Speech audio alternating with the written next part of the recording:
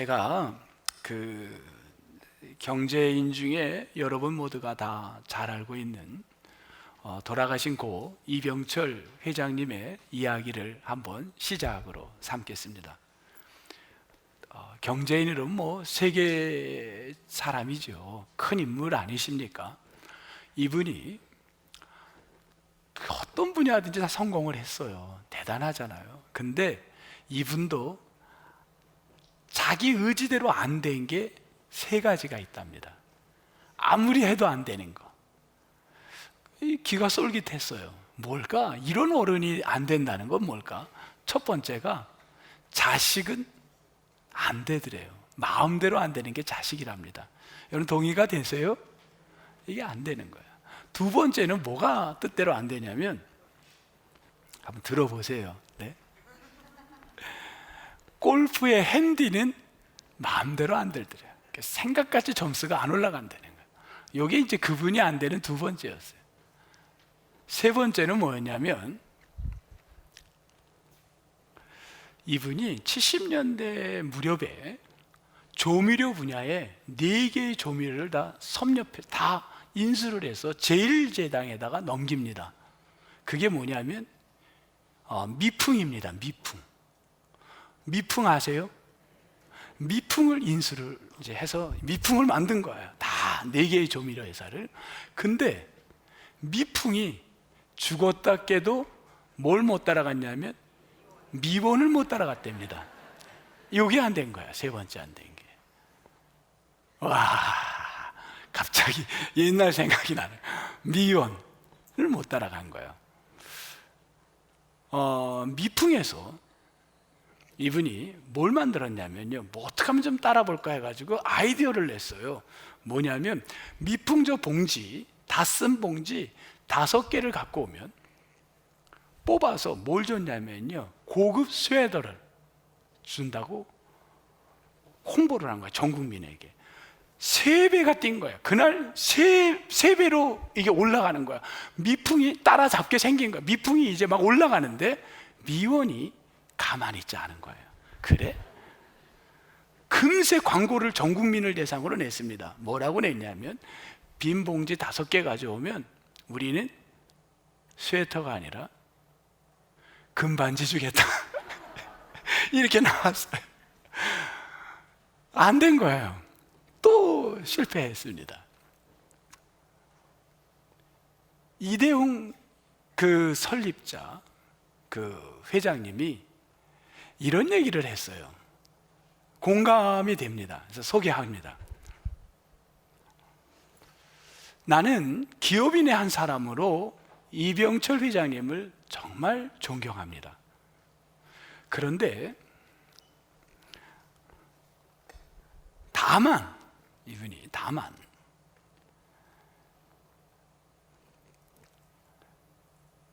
미풍은 여러 분야 중에 하나인데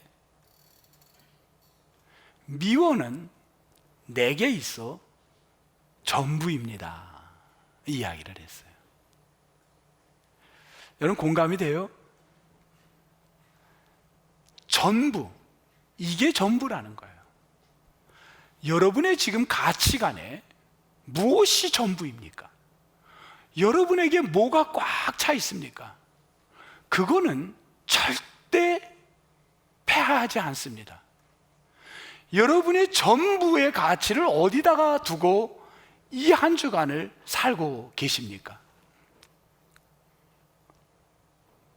한 사업을 하는 분도 그의 머릿속의 전부를 미원으로 두고 살았더니 거대 그룹 삼성이 거기를 안 되는 거예요.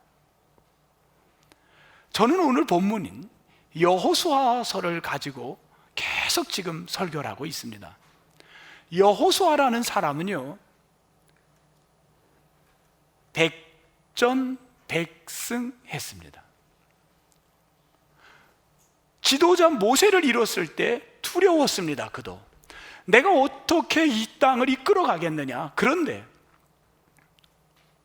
그는 요단을 건넜고 그 거대한 여리고 성을 승리하고 작은 성을 실패했지만 재차 도전해서 아이성을 공격했고, 지난주 5부족이 공격해오는 연합공격, 인생의 공격은 한 번 공격받을 땐 뜻하지 않게 연합해서 5가지 이상의 수 없는 공격이 한꺼번에 몰려올 때가 있습니다. 그때도 여호수아가 승리했던 것, 하나님이 그에게 전부였는 줄 믿습니다. 여호수아가 전쟁에서 5부족을 이겼던 이야기, 우박이 떨어져서 이겼다고 지난주 이야기를 했습니다. 그리고 그 부족의 왕들이, 그 지역이 석회암이 많아가지고 굴속이 많았는데 그 굴속으로 5왕들이 다 뿔뿔이 숨어 버립니다. 그때 여호수아가 우선순위를 군병들에게, 여기는 놔두고 도망가는 군사들이 성 안으로 못 들어가게 거기를 진멸하고, 마지막 와서 끔찍한 일을, 우리의 상식으로는 매우 끔찍한 일을 벌입니다. 어떤 일을 벌이냐면 24절 넷째 줄 내려오면 적군 5부족의 왕들의 목을 다 발로 밟으라고 합니다. 이 이야기는 우리가 볼 때 상식으로 너무 끔찍한 게 잔인하게 성경에 나와 있는데, 이거는 고대 사회를 이해하면 충분히 이해가 됩니다. 고대 사회의 전쟁에 있어서는 적군의 목을 발로 밟았다는 말은 무엇을 의미하냐면 완전히 대성공, 정복했다는 의미인 겁니다. 이제 가나안 땅의 5부족은 정복이 끝난 겁니다. 끝났다는 거예요. 여러분, 그러면 여호수아는 인생의 아픔이, 고통이 없을까요? 여러분, 여쭤볼게요. 우리가 어떤 분들, 지금 연세가 한 지긋하신 분들에게 여쭤보면, 자녀가, 저는 요새 기도 제목이 이겁니다. 하나님, 우리 아이 직장 가게 해주세요. 이게 기도예요. 여러분, 아이가 직장 들어가면 모든 게 다 끝나는 거 아닙니까? 다 해결된 거 아니에요? 전 그것만 해결되면 다 될 것 같아. 그래요, 안 그래요? 아니에요? 하나님, 우리 아이 직장 취직하게 해주세요. 이게 기도 제목입니다. 그러면 돼요, 안 돼요? 그럼 다 끝난 거 아니에요? 난 기도 제목이 이제 다 끝나고 할렐루야 할 것 같아요. 근데 아마 인생을 사신 분들은 이러는 것 같아요. 아닙니다. 그게 끝나면 바로 또 뭐가 오냐면 결혼을, 여기 자녀 결혼시킨 분들은 얼굴이 막 기뻐서 그냥 막, 저쪽에 우리 이제 이번 토요일이면 난 춤을 출 것 같아. 딸이 결혼하니 얼마나 좋아요. 근데 결혼을 하면 끝인가요? 아마 끝이 없을 거예요. 아마 지금 시장 후보로 나오신 분은 그럴 거예요. 난 이번 시장만, 이건 뭐 되든 안 되든 이것만, 이때만 지나가면, 6월 달만 지나면 나는 편안하다. 그럴까요? 잘 몰라. 인생이 절대 그렇지 않아요. 끊임없이 우리 앞에 어려운 일이 다가옵니다. 그런데 여기도 보세요. 다 끝났는 줄 알았는데 11장을 가니까, 오늘 10장만 보면은 끝나요. 발로 밟아서 끝난 거예요. 근데 11장에 가니까 북쪽의 사람들이 남아 있었어요. 하솔이라는 지역. 거기에 사람들은 4절에 보니까, 11장 4절에 보니까 숫자가 모래처럼 많고 군사가 많고 부유했고 또한 병거가 있었습니다. 최현대식 무기를 보유하고 있었습니다. 이들을 이긴다는 건 불가능해요. 근데 6절에 하나님은 여호수아가 모든 것, 하나님이 전부인 여호수아에게 6절에 뭐라 그러냐면 두려워하지 말아라. 두려워하지 말아라. 여러분이 이 한 주간에 지금 어떤 것이 여러분을 두렵게 합니까? 무엇이 여러분을 힘들게 합니까? 말씀은 가면 갈수록 이 문제만 해결되면 쉬울 것 같았는데 또 어려움, 또 어려움이 끊임없이 우리 앞에 인생의 살지 놓여 있지 않습니까? 그때마다 하나님이 우리에게 두려워하지 말아라. 그런데 그까지는 이해가 하겠어요. 너무 좋아요. 근데 6절 맨 밑에 보니까 넷째 줄쯤 내려오나? 제가 틀릴 것 같아서 확인하겠습니다. 6절에 넷째 줄 맞네요. 거기에 너는 이렇게 읽겠습니다. 너는 그들의 말 뒷발에, 말도 복잡하게도 썼어. 말 뒷발 힘줄을 끊고, 그냥 말 힘줄을 끊고 이렇게 할게요. 너무 어려워. 말 뒷발치의 힘줄을 끊어버리래. 그럼 이 말을 써요, 못 써요? 이건 끝난 거야. 그 다음, 그리고 그들의 최현대식 무기 병거를 어떻게 해라? 불사르라. 여러분, 이게 논리적으로 맞습니까? 지금 이 사람은 한참, 이스라엘은 뭐가 필요하냐면 병거가 필요하고 말이 필요한 거예요. 군사가 필요하고 무기가 필요해요. 그런데 이걸 다 불사르라는 겁니다. 지금 가면 갈수록 하나님이 이스라엘 백성 여호수아에게 무엇을 훈련시키는 겁니까? 하나님이 전부라는 겁니다. 인생의 전쟁은 병거에 있는 것 같고, 말에 있는 것 같고, 무기에 있는 것 같고, 내게 물질인 것 같고, 그것 때문에 내가 패한 것 같은데, 하나님은 계속해서 여호수아에게 가면 갈수록 또 요구하고, 또 훈련하고, 또 훈련하고, 자녀가 대학을 갈 때도 그거였고, 결혼을 할 때도 그거였고, 아이를 낳을 때도 그거였고, 우리에게 계속해서 요구하는 건 하나님이 전부라는 겁니다. 이걸 요구하는 겁니다. 여러분, 내 인생의 전부가 하나님이신 줄 믿습니다. 그런데 여기까지가 저의 설교의 그냥 본문을 해석해가는 과정이었습니다. 컴퓨터에 앉아서 이렇게 쳐나갔어요. 잘 왔어요. 한 4페이지까지, 지금 이야기는 4페이지 정도까지 온 내용입니다. 쭉 오면서 그냥 이렇게 흘러왔어요. 설교 준비를 하면서. 그런데 순간 이 성경 본문을 보는 가운데 새로운 패턴을 하나 발견하게 됐습니다. 그 패턴이 어떤 패턴인지 여러분에게 나누려고 합니다. 어찌 보면 저는 오늘 설교의 이제부터 이 내용이 핵심입니다. 이 패턴은 뭐였냐면 10장, 그 전에도 있었는데 10장에서만 제가 한번 찾아볼게요. 여호수아가 아까 요단을 건너고 여리고를 점령하고 아이를 점령하고 그 사건마다 4장, 여호수아 4장부터 변함없이 나왔던 건데, 오늘 10장에 보면요, 이건 뭐지? 하는 게 저에게 들어온 거예요. 뭐냐면, 먼저 10장 7절 볼게요. 7절 맞나? 7절 맞을 겁니다. 한 몇 개 계속 나왔어요. 7절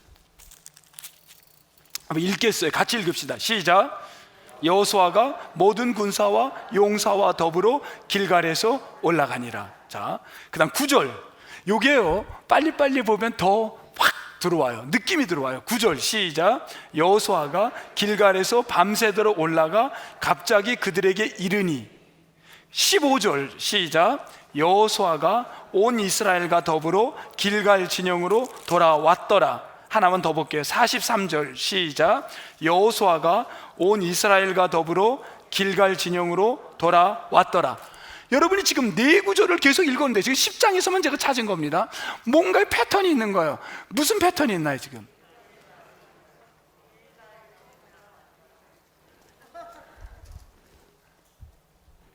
길갈에로 어떻게 했다?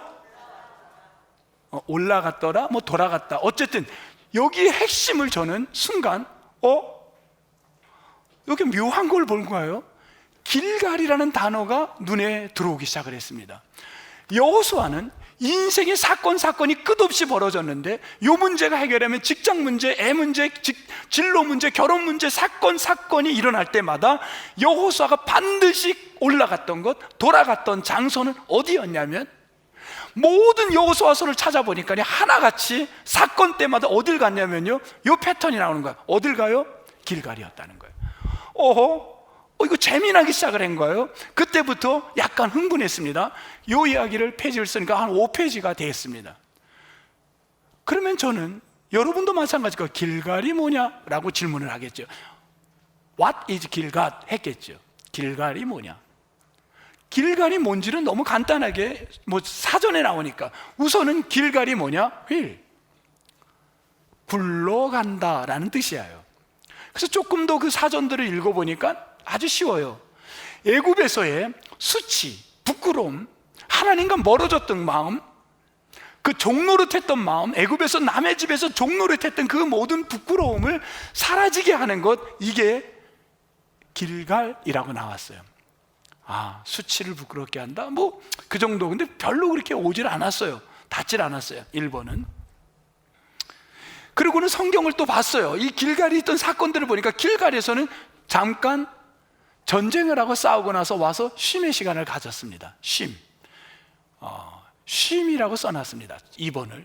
3번은 뭐였냐면요, 꼭 아까 뒷발꿈치에 힘줄을 끊어버리고 불살라라, 말도 안 되는 이야기, 우박으로 내가 할 테니, 말도 안 되는 이야기지만 하나님이 직접 백성들에게, 여호수아에게 들려줬던 말이 나와요. 이성적 인간의 말로는 이해가 안 되지만 어쨌든 하나님이 주시는 말이 있습니다. 요걸 저는 뭐라 그랬냐면 영적 지시함, 이렇게 써봤습니다. 3가지를 정리했어요. 첫 번째, 수치를 돌아감. 2번, 쉼. 3번, 영적 지시함. 이렇게 한번 정리를 했습니다. 뭔가가 약간 그림이 오는 것 같았어요. 근데 요 3가지만 갖고는 별로, 3가지의 그림은 왔지만 조금 더 봐서 길갈이라는 곳에서 과연 그럼 어떤 일이 일어났는가, 길갈이라는 곳은 성경 전체는 어떤가, 그게 이제 궁금해져서 길갈, 여러 가지의 길갈을 한번 조사를 했어요. 사사기, 여호수아 다음에 사사기, 룻기 다음이 뭔가요? 사무엘상입니다. 자, 여호수아입니다. 우리가 지금 보는 데가. 여호수아 다음이 어디라고요? 지금 얘기했는데 잊어버리면 어떡해요? 네? 사사기. 여호수아 다음이 사사기, 사사기 다음이 룻기, 룻기 다음이 사무엘상. 사무엘상 10장 찾아보겠습니다. 사무엘상은 이제 여호수아 다음, 사사기 다음, 룻기 다음이구나. 우리 한번 찾아봅시다. 10장 422면, 구약성경 422면 8절 한번 보겠습니다. 10장 8절.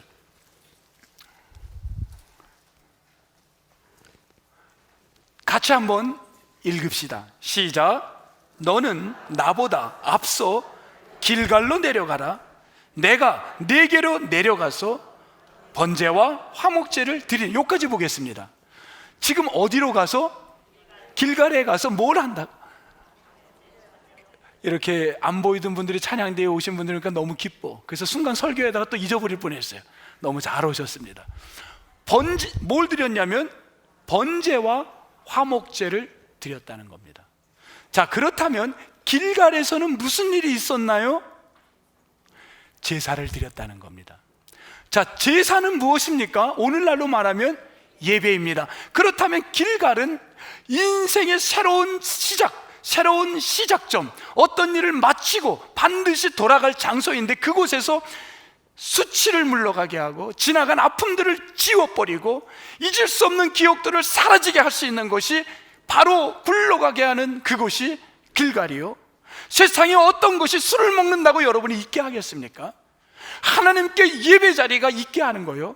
우리를 다시금 육신적 쉼을 통하여, 세 번째, 하나님이 주시는, 우리에게 주시는 지시하심을 받는 곳이 바로 어디인가요? 예배 자리입니다. 이 말씀이 정리가 된 거예요. 저는 오늘 설교의 핵심은 여기에 있다고 봅니다. 여호수아가 승리할 수 있는, 백전백승할 수 있었던 그 삶의 비결은 하나님이 전부라고 했는데 그건 맞지만, 그 하나님의 전부를 어디서 확인했냐면 그는 길갈이라는 거였습니다. 반드시 길갈에 와서 그의 인생의 문제를 해결받고 돌아갔다는 거예요. 살아보다 보면 부끄러운 일이 왜 없겠습니까? 내가 그러지 않았을걸, 내가 지난주 그렇게 안 살았으면, 내가 그 사람하고 그렇게 대화 문제 해결하지 않았으면, 내가 그렇게 실마리를 풀지 않았으면. 우리에게 어리석고 부끄럽고 실수와 지나간 일들을 정리하고 싶은데 어디 가서 하겠습니까? 술집에 가서 하겠어요? 여러분, 어디 가서 인생 문제를 정리합니까? 바로 성전 길가리, 예배 자리 길가리, 그 문제를 정리시키고 새로운 우리의 인생에 하나님의 지시하심을 받는 곳이 오늘 예배의 자리인 줄 믿습니다. 이 자리에 그래서 오신 거예요, 여러분. 그런데 이 길가리 그러면 좋은데 조금 더 나가면 예언서에 가면은 아모스서라는 데가 보면요, 길가를 갖다가 이야기를 합니다. 뭐라 그래요? 길가를 가지 말라는 거예요. 왜? 형식적 예배를 드리기 시작하는 겁니다. 여러분, 우리의 이 마음, 순수한 이 마음, 하나님께 예배하는 이 떨리는 마음, 이 마음이 지금도 있냐는 거예요, 여러분에게. 여러분이 그런 마음으로 지금 예배를 드립니까? 아니면 이미 형식적이 되어버린 거예요. 그냥 오늘 예배니까, 주일날이니까 왔지. 그건 안 된다는 거예요. 여러분, 불교도들이 경전을 읽고 싶은 마음은 종교인들에겐 다 있습니다. 그 경전이 어마어마해요. 근데 그거를 한 번을 다 읽고 싶은데 잘 안 돼. 그러니까 이분들이 뭘 만들었냐면 세 글자가 있어요. 요걸 만들었어. 근데 요거를 한 바퀴를 쫙 돌리면 경전을 하나를 다 본 거야. 요게 뭐냐면 마로 시작해. 요거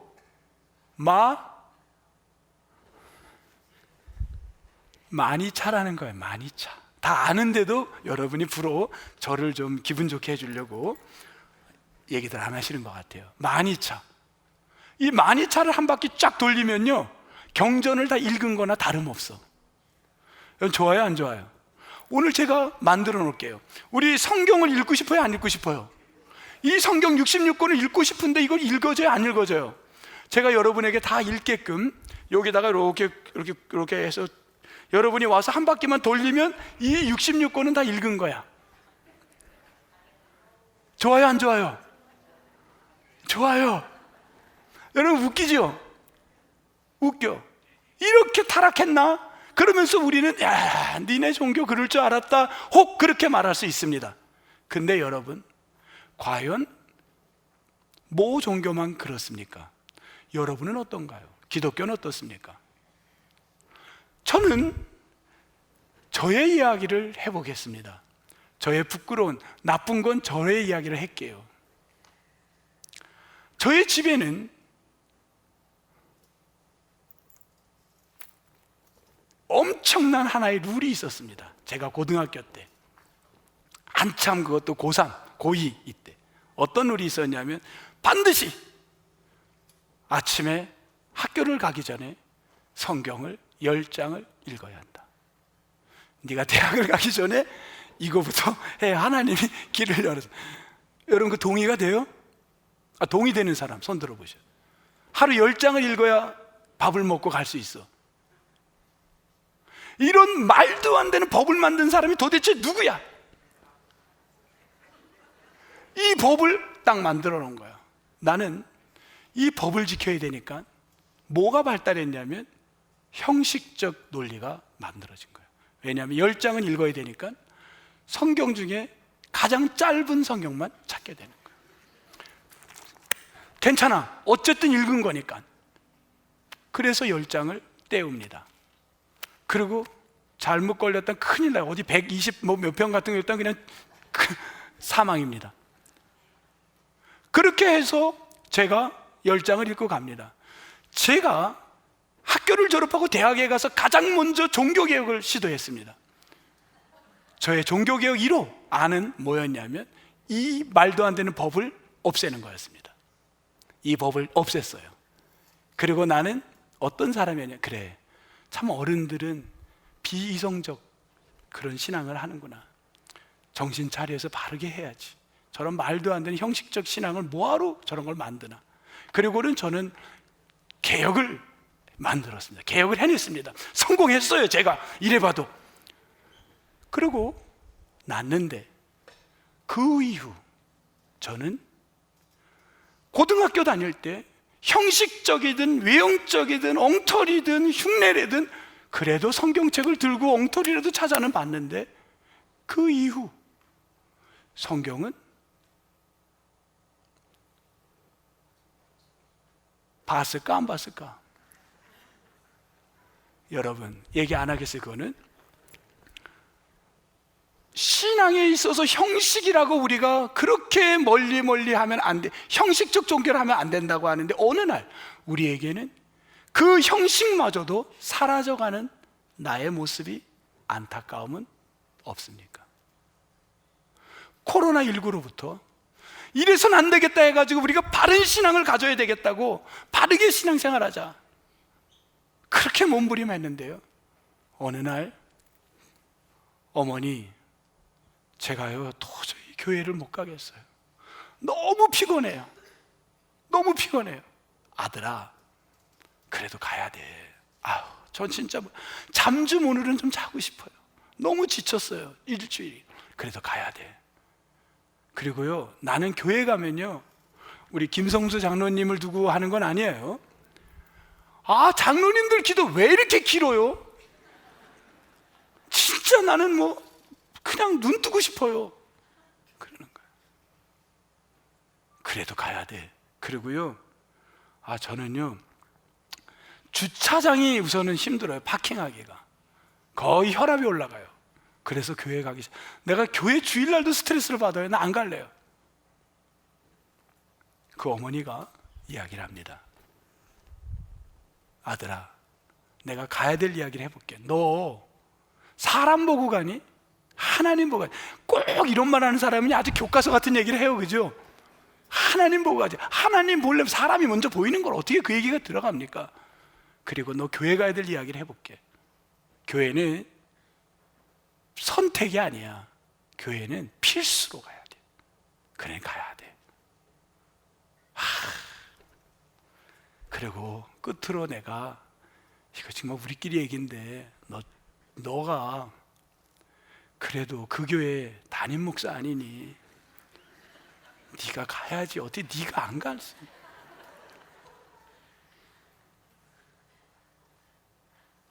목회자도 힘들고 가기 싫은 시대에 사는지 몰라요. 피곤한 거예요. 사람 만나는 게 피곤하고. 이런 시대에 내가 예배가 내 인생에, 그것이 내 인생을 갖다가 가로막는 그 인생길을 열리는 것이라는 게 우리에게 이게 쉽지가 않아요. 이게 그래 닿기가 힘든 거예요. 그러다 보니까 요즘 코로나인데도 사회적 거리를 두고 2년여 시간이 가다 보니까요, 사람들이 지금 온라인상으로 예배를 드리고 있는 분들은요, 전 존중해주고 싶습니다. 이미 온라인 예배가 시들시들 해버린 거예요. 이제 형식적으로 된 분들도 많아요. 그리고 멀리 가는 거예요.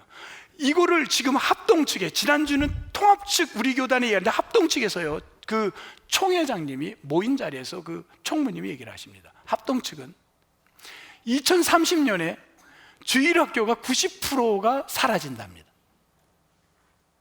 합동 측. 우리 통합 측 얘기했죠? 2040년에 사라진다고. 어른 성도가 40%에서 50%가 현재 남아있다고 합니다. 똑같아요, 그거는. 앞으로 어떻게 여러분 되겠습니까? 야, 꼭 주일날 교회를 가야 되는가? 그것도 형식적이고 그거 다 저건데 이렇게 해도 되지. 그것이 과연 대안이 됐냐는 거예요. 제가 오늘 예배 드리기 전에 한 분을 만났어요. 그분하고 조금 예배 바로 직전 2부 예배를 드린 한 분이었어요. 누구를 만났냐면, 여러분도 다 대면할 거예요. 이리우 집사님을 만났습니다. 그분이 2년 만에 교회로 왔습니다. 아시죠? 항암 치료를 받는데 4주 내내 목사님이 계속 온라인으로 예배를 드리는데 계속 4주 동안에 자기를 괴롭히더래. 계속. 그래서 오늘은, 그래, 내가 이만큼 하나님이 살려줬는데 내가 오늘은 성전에 가서 예배 드려야 되겠다. 그래서 마스크 쓰고 모자 쓰고 온몸을 하고 나와서 예배를 드린 거예요.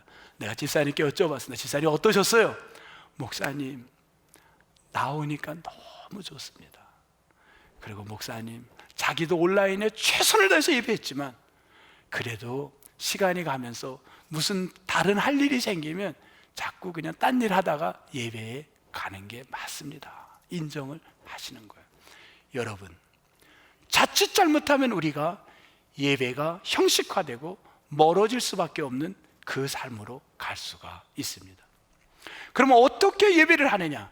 우리 여호수아의 이야기를 하다가 이게 예배라는 것으로 이게 자꾸 전환이 되면서 여기 왔는데, 오늘 예배는 어떻게 되느냐?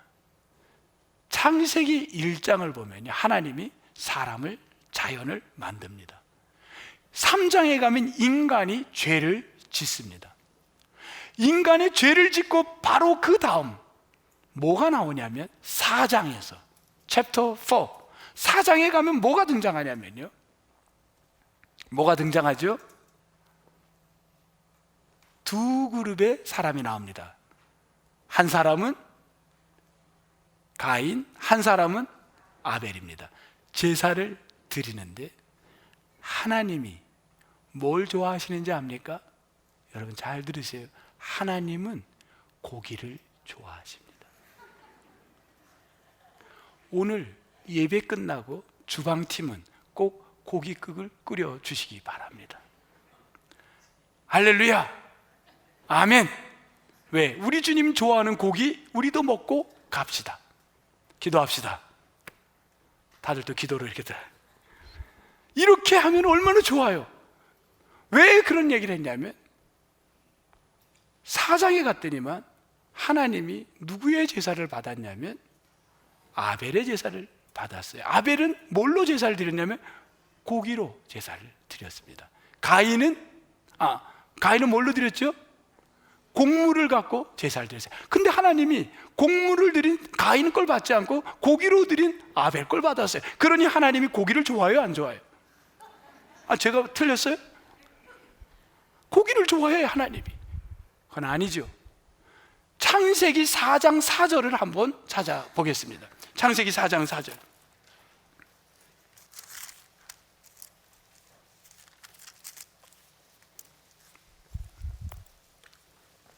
요거 한 절 읽고 오늘 말씀을 정리합니다. 창세기 4장 4절 시작. 아벨은 자기도 양의 채 섞기, 요까지만 보겠습니다. 아벨이 드린 건 짐승이 중요한 게 아니라 뭐가 중요하냐면 요게 중요합니다. 저는 소망합니다. 여러분 오늘 여러 가지를 생각할 수 있는데 오늘 적용점, 여러분 삶에 있어서 자녀가 대학을 갔습니다. 제일 먼저 그 다음 해야 될 일이 뭔가요? 예배가 되기를 축복합니다. 자녀가 결혼을 했습니다. 제일 먼저 해야 될 일이 뭔가요? 예배가 되어야 합니다. 여러분 이사를 갔습니다. 제일 먼저 해야 될 게 뭔가요? 예배입니다. 여러분 직장과 진로와 모든 군대 제대를 했습니다. 제일 먼저 할 게 예배입니다. 저는 우리 교회의 성도분들을 보며 감동을 받을 때가 있어요. 그건 누구도 얘기한 적이 없는데 장례식을 하고 나면 예수를 잘 믿었던, 지금 믿는 분들, 안 믿는 분들도 온 가족이 다 와서 저쪽 자리에 온 식구들이 와서 뭐를 하냐면 예배를 드립니다. 얼마나 감동을 받는지 몰라요. 여러분 삶의 큰 일들이나 작은 일들이나 여러분이 날마다 이 주일에 예배를 드리고 한 주간을 시작하십시오. 여러분이 예배하는 자가 하나님께서 여러분에게 지시해 주시고 지나간 삶의 문제를 우리에게 정리시켜 주시고 새 힘을 내려주실 줄 믿습니다. 여러분 모두가 예배하는 자가 되어 승리하시기를 주님의 이름으로 축복합니다. 기도하시겠습니다. 하나님 감사합니다. 저희들 오늘 예배자로 서기를 원합니다. 형식적 예배, 그래서 하나님하고 멀어지는 사람들을 보며 안타까움을 갖습니다. 여호수아가 인생에 성공할 수 있었던 건 그는 꼭 예배가 있었습니다. 길가를 찾았습니다. 어떤 인생의 문제를 놓고 우리가 제일 먼저 해야 될 것, 예배자가 되기를 원합니다. 도와주옵소서. 이 한 주간에도 큰 일들을 앞두고 있습니다. 주님, 내 지식으로, 내 이성으로, 내 상식으로 할 수 없는 일들도 있습니다. 도와주십시오. 주님 꼭 함께하여 주옵소서. 소망하며 예수님 이름으로 기도합니다.